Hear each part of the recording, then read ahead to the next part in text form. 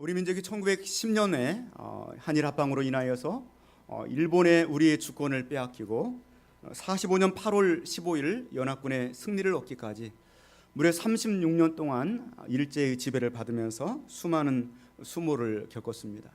물론 우리나라뿐만이 아닙니다. 브루나이나 버마, 괌, 말라야, 필리핀, 동티모르, 또 싱가포르, 대만 등 많은 이 동남아시아 국가들이 우리와 같이 일본의 압제 속에서 고난을 겪었습니다. 물론 저도 일정시대를 전혀 경험하지 않아서 역사를 통하여서만 그 사료를 알고 있습니다.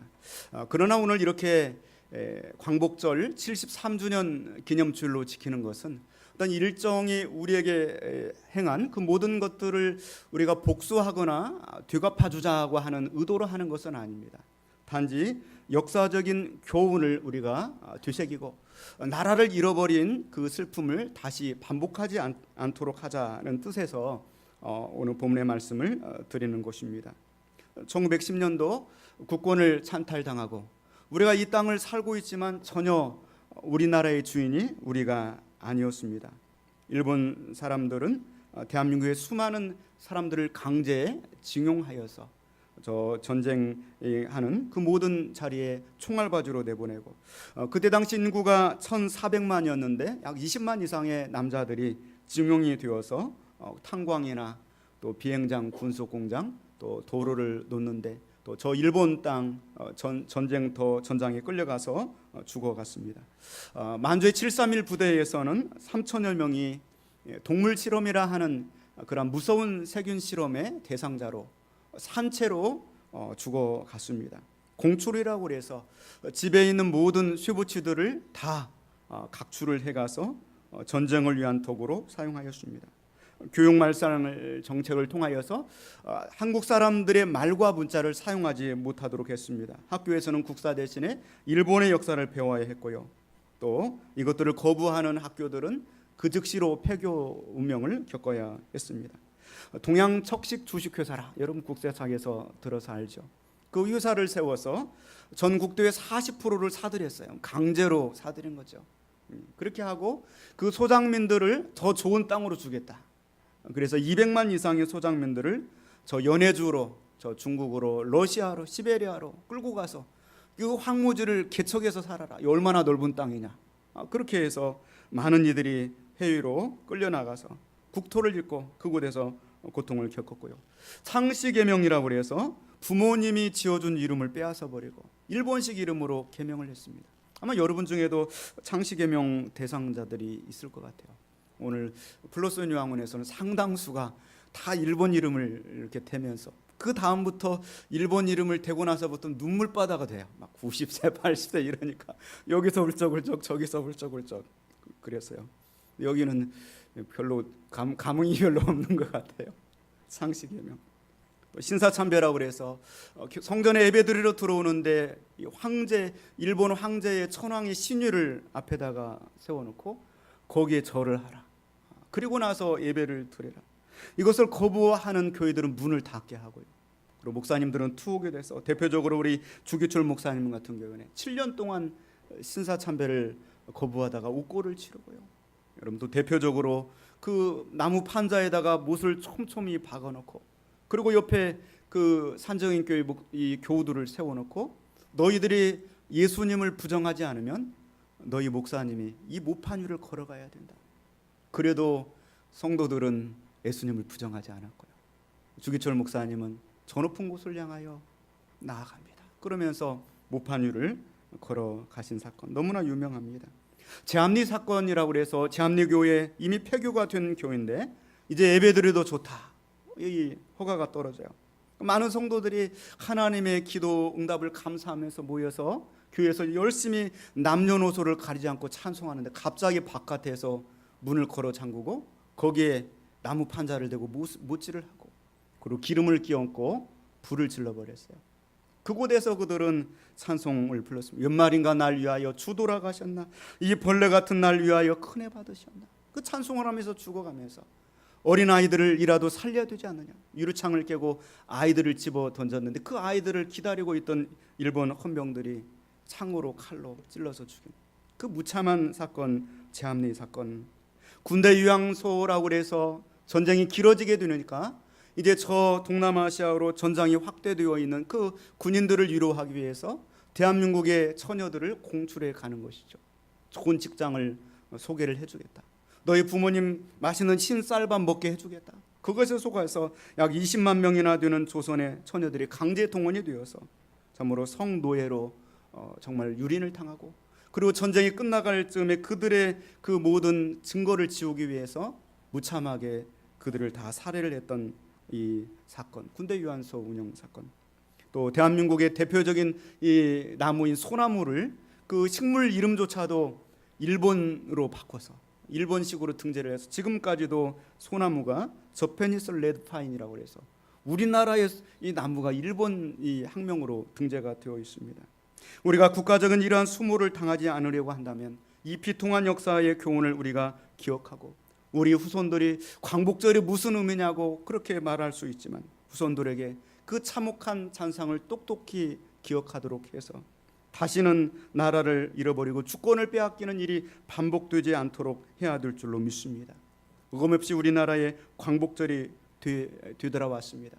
이 광복이라고 하는 뜻은 빛을 다시 찾았다는 거예요. 빛이 이전에 없었다는 거예요. 36년 동안 하늘에서 빛이, 태양은 분명히 있는데 빛이 없었다는 거예요. 그러나 36년의 압제가 끝나고 빛을 찾게 되었다는 것이죠. 우리가 36년 만에 광복을 얻었다고 한다면 이스라엘 백성들은 430년 동안 애굽에서 노예 생활을 하다가 광복을 경험을 하게 됐습니다. 오늘 우리가 함께 읽었던 이 찬송은 이스라엘 백성들의 광복절에 모세가 부르는 노래가 오늘 광복의 찬송의 노래가 되는 것입니다. 우리가 36년 동안 압제를 당했는데도 아직까지도 몸서리가 쳐지는데 이스라엘 백성은 430년 동안 압제를 당했습니다. 얼마나 그들은 더 고통스러운 세월을 보냈을까요? 그들에게 에돔의 국고성인 비돔과 람셋을 건축하게 하면서 벽돌을 만드는 재료를 주지 않아요. 그러면서 일정의 벽돌을 만들어내라고 그래요. 만들어내지 않으면 채찍질을 가하고 밤늦도록 고생을 하고요. 그래도 이스라엘 백성들이 부강해지고 점점 번창해 가니까 이거 안 되겠다 싶어서 아들을 낳으면 무조건 나일강에 던져서 죽게 하는 거예요. 얼마나 끔찍합니까? 일정 시대에도 이런 일은 없었어요. 아들을 낳으면 다 죽여라 이렇게 하지는 않았어요. 이러한 참혹한 시련을 겪었던 이스라엘 백성들이 그 430년 동안 노예 생활에서 하나님의 강한 손과 편팔로 구원해서 그들이 홍해를 육지같이 걸르고, 그 홍해 바다가 얼마나 긴가요? 바다입니다. 바다. 약 20km 되는 거리예요. 그 바다를 이스라엘 백성들이 육지같이 건넜습니다. 그 바다의 깊이가 20m에부터 40m, 50m 상당히 깊어요. 웬만한 빌딩이 다 들어가도 될 정도로 그런 바다입니다. 그 바다에 잠겨있던 뻘들이 바람이 불매 싹 갈라지면서 마른 땅이 되고, 그곳을 이스라엘 백성들 250만이나 되는 백성들이 걸어가는 것입니다. 수레에다가 자느를 싣고 짐을 싣고 그리고 양과 가축들을 끌고 그러면서 막 찬송을 하면서 그 길을 걸어가는 것입니다. 우리는 구원을 받았습니다. 그러나 우리가 받은 구원은 영적인 구원이에요. 그렇잖아요. 이렇게 생생한 구원을 받지를 못했어요. 그러나 이스라엘 백성들이 경험한 구원은 실제적인 구원이었어요. 여러분 생각해 보세요. 드론 애국 군대의 말바꿀 소리가 막 진동을 하고 앞에는 시퍼런 이 홍해 바다가 가로막혀 있는데 이제는 꼼짝없이 죽었구나 하는 찰나에 너희는 가만히 서서 오늘 너희를 위하여서 행하시는 여호와의 구원을 봐라. 하나님께서 모세에게 명하심에 모세가 지팡이를 들어 홍해를 가리키니 갑자기 동풍이 불어서 홍해가 갈라지는 거예요. 얼마나 놀라운 일입니까? 그 홍해, 이 마른 땅같이 육지처럼 홍해를 건너면서 그들이 좌우를 보니까 20km가 되는 그 바다가 해양 수족관이 된 거예요. 생각해 보세요. 분명히 물고기가 왔다 갔다 하는데 유리처럼 거기를 경계를 넘어오지 않고 왔다 갔다 하는데 그들이 그 놀라운 경험을 하면서 그 길을 걸어가면서 얼마나 놀라웠을까. 그들이 경험한 그 구원은 실제적인 구원, 체험적인 구원, 생생한 구원을 경험하게 된 줄로 믿습니다. 그것을 경험하고 모세는 그 감격과 감동을 주체할 수가 없었어요. 어떻게 이런 일이 있을 수 있을까? 정말 아무리 생각해봐도 놀라워서 가만히 있어도 그 생각 때문에 찬송이 나오는 거예요. 그래서 그 벅찬 감격으로 찬송을 부르는 것입니다. 어떤 애국 군대의 어떤 복수를 결심하면서 찬송을 부르는 것이 아니라 하나님이 이루신 놀라운 구원을 찬송하는 것이죠. 우리가 광복절 73주년을 맞이하면서 일본에 관한 복수를 결심하는 것이 아니라 하나님께서 행하신 놀라운 구원을 찬송하는 시간이 될 수 있기를 주님의 이름으로 축원을 드립니다. 오늘 1절 말씀 한번 같이 보겠습니다. 이때 모세와 이스라엘 자손이 이 노래로 여호와께 노래하니 일렀으되 내가 여호와를 찬송하리니 그는 높고 영화로우시며. 아멘. 모세가 그 홍해바다를 건너고 나서 가장 먼저 한 것이 뭡니까? 찬송인 줄로 믿습니다. 우리 옆 사람과 함께 인사합니다. 찬송합시다. 그래요. 구원받은 백성이요, 가장 먼저 터져나오는 것이 찬송이에요.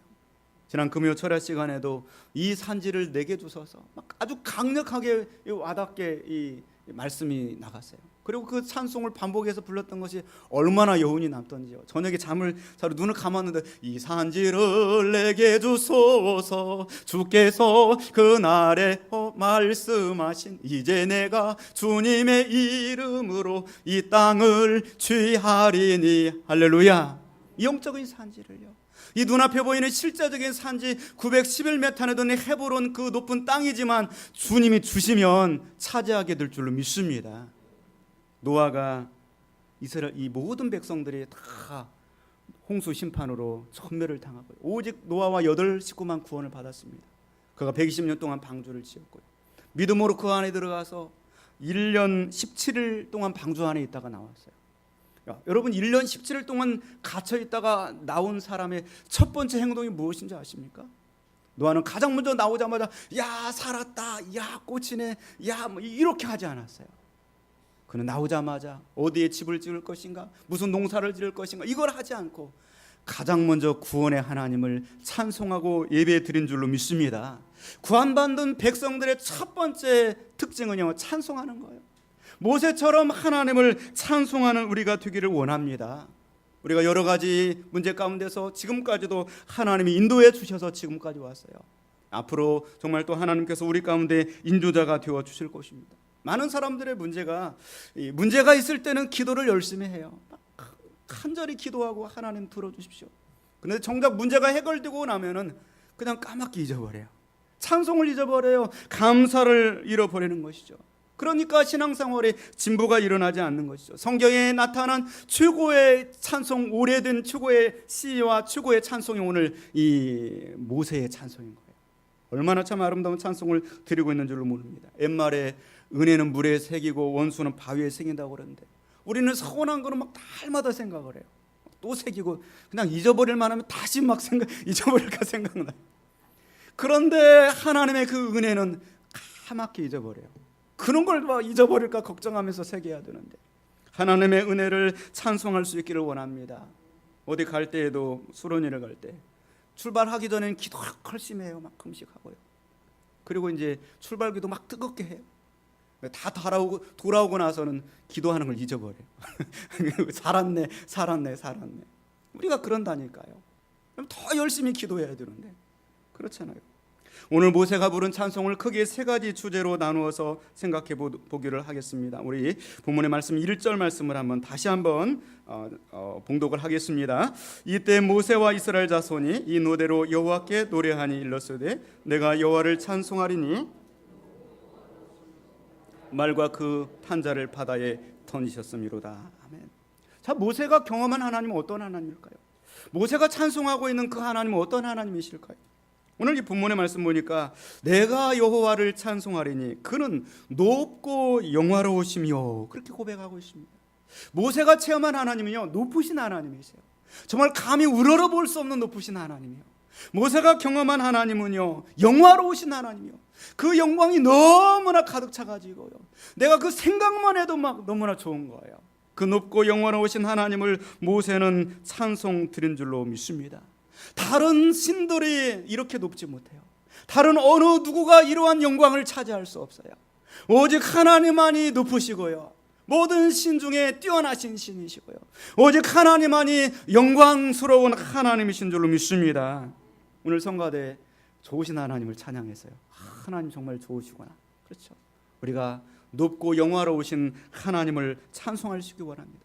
하나님은 내 안에서 높아지고요, 하나님은 나의 심령 속에서 영화롭게 되는 것은 말이에요, 어떤 특정한 경험을 통하여서, 어떤 구원의 감격을 통하여서 이제부터 하나님이 내 주인이 된다고 고백하는 것이에요. 왜 하나님이 높아지시고요, 왜 하나님이 영화롭게 되실까요? 하나님만이 이제부터는 나의 주인이 되십니다 고백하는 것이죠. 이제부터 하나님이여 우리 국가의 주인이 되어 주옵소서, 우리 교회의 주인이 되어 주옵소서. 여러분의 가정의 자녀들의, 여러분의 일터에 하나님이 주인 되는 역사가 있기를 주님의 이름으로 축원을 드립니다. 하나님이 크고 영화로우시다는 것은 말이요, 우리가 살아가는 목적이 하나님의 영광을 위해서 산다고 인생의 제일 드는 목적을 고백하고 있는 것입니다. 우리 교회의 제일 드는 목적은 하나님을 크고 영화롭게 하는 것입니다. 여러분 가정의, 여러분의 그 산업 속에서 제일 드는 목적은 하나님을 크고 영화롭게 하는 줄로 믿습니다. 그렇게 하나님이 우리 가운데 크고 영화로워질 때 우리 염려가 사라지게 돼요. 우리의 문제가 해결되게 될 줄로 믿습니다. 어둠은 물러갈지어다, 질병은 치료될지어다, 염려와 걱정과 불안은 예수 그리스도의 이름으로 사라질지어다. 그 가운데 하나님의 크심과 하나님의 영화로우심이 그 자리를 가득 채우게 되는 줄로 믿습니다. 두 번째로 모세의 고백을 보니까 자기의 신앙 고백을 하고 있어요. 오늘 2절 말씀 한번 같이 보도록 하겠습니다. 여호와는 나의 힘이요 노래시며 나의 구원이시로다. 그는 나의 하나님이시니 내가 그를 찬송할 것이요 내 아버지의 하나님이시니 내가 그를 높이리로다. 아멘. 자, 이 홍해에서 구원받고 홍해를 건넌 거는요, 이스라엘 백성 250만 명이 다 건넜어요. 모든 가축들도 다 함께 건넜어요.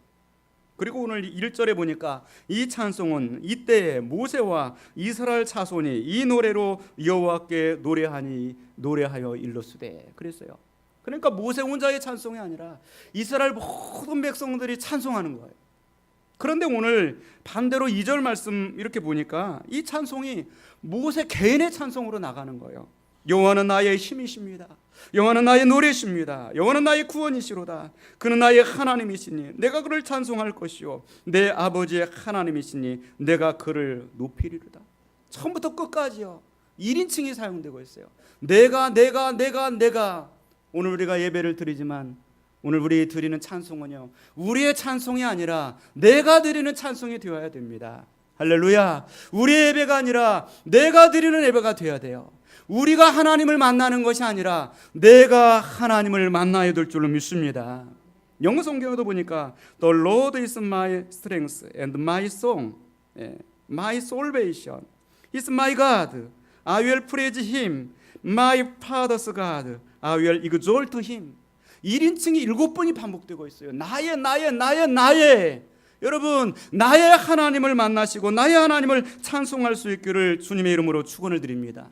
신앙을 철저하게 개인이 하나님을 만나는 거예요. 개인이 하나님 만나는 것입니다. 내가 하나님 앞에 단독자로 서는 것입니다. 우리가 모여서 예배를 드릴지라도 하나님은 우리 각 사람 속에 역사하시고요, 각 사람 속에 응답해 주시는 하나님이신 줄로 믿습니다. 나의 남편이 기도하는 것이 아니라 내가 기도하는 거예요. 나의 자녀가 찬송하는 것이 아니라 내가 찬송하는 것이 되어야 될 줄로 믿습니다. 어떤 분이 며느리가 그렇게 전도를 열심히 해가지고 교회 나갔어요. 교회 나가서 예배를 드리고 와서 이 양로원에 가가지고 노인정에 가서 자랑을 해요. 내가 막 교회라는 곳을 가봤는데 정말 대단하더라. 막 찬송하고 그러는데 왠지 모르게 기분이 좋아졌다. 그런데 큰 문제가 생겼어. 무슨 문제냐고 그러니까 사돈어른이 돌아가셨나 봐 그러는 거예요. 그러니까 이 며느리가 자꾸 그분이 돌아가셨다고 하는데 아마 사돈어른 같다고 옆에서 이야기를 하시면서 그럼 조문을 가야지 왜 이러고 있느냐. 근데 살아나셨대 그분이. 대단한 분이시지. 3일 만에 살아나셨대 그분이. 사돈어른이 대단한 분이시. 본인이 하나님을 만나지 못하면요 남 얘기하고 있는 거예요. 오늘 이 시간에 우리가 예배를 드리면서 나에게 응답 주시는 하나님이요, 나에게 평안을 주시는 하나님, 내 문제를 해결해 주시는 하나님, 내 앞에 있는 홍해 바다를 가르시는 하나님이요, 그 하나님을 찬송할 수 있기를 원합니다. 다른 사람이 구원받은 걸 찬송하는 것이 아니라요. 모세는 자신이 만난 하나님을 찬송하고 있는 것이죠. 그러므로 찬송하는 것은 철저하게 내가 하나님을 만나고 하나님을 높이는 것입니다. 하나님을 영화롭게 하는 것입니다. 이 시간에 내가 나의 힘이 되시고 나의 노래가 되시며 나의 구원이 되시는 하나님을 만나고 찬송할 수 있기를 주님의 이름으로 축원을 드립니다. 마지막 세 번째로 본문의 말씀을 이렇게 살펴보니까 하나님이 행하신 놀라운 일들을 기술을 하고 있습니다. 1절 하반절 말씀 보니까 그는 높고 영화로우시며 그 다음 말씀에 말과 그 탄자를 바다에 던지셨습니다. 홍해를 가는 것뿐만 아니라 우리가 걷는 것뿐만 아니라요, 나를 데져가던 그들을 홍해에 던지셨습니다. 여러분을 데져가던, 여러분을 힘들게 하던 그 모든 문제들을 홍해에 던지신 하나님을 만나시기를 주님의 이름으로 축원을 드립니다. 8절 말씀에도 보니까요, 주의 콧김에 물이 쌓이되 파도가 언덕같이 일어서고 큰 물이 바다 가운데 엉기나이다. 하나님의 콧김을 쫙 불어넣으시니까요, 바닷물이 막 쌓이고요, 그 바닷물이 벽돌처럼 엉겨지게 되었다. 그렇게 고백하고 있습니다. 하나님 영이시기 때문에 우리처럼 코가 있으신 분은 아니에요. 그런데 모세는요, 하나님의 콧김 한번 불어넣으시면 그 모든 대적들이 얼음이 되고요, 홍해가 엉겨서 이 쌓이는 담벼락이 된다고 고백을 하고 있는 것입니다.